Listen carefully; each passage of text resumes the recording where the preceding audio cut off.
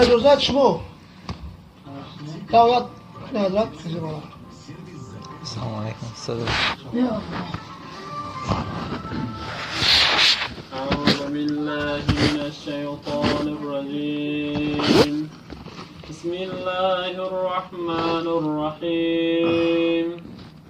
ولقد زينا السماء الدنيا بمصابيح وجعلناها رجوما للشياطين وأعتدنا لهم عذاب السعير. سبحان ربك رب العزة عما يصفون وسلام على المرسلين والحمد لله رب العالمين.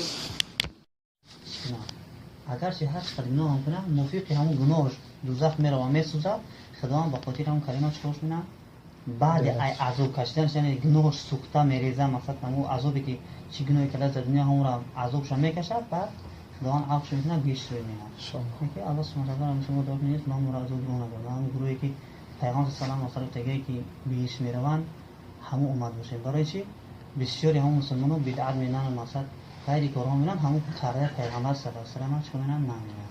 همون که مثال ما طبق گفتیم برادرای مثلا واقعی مسلمان میگه طبق سنت، یعنی آیت اقران از سنت مقصد اگر ما روش کنیم موافق امام اعظم رحمت الله علیه همون ان شاء الله مقصد راه خوبه.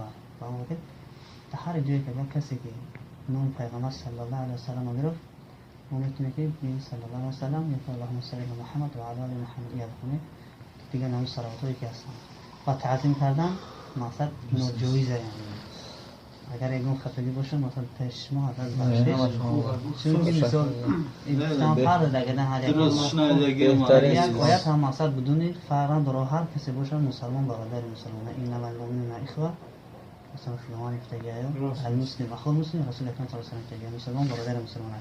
السلام علیکم. من یگام چه بینی هستم خوب نمیشه یک تایی دکساتون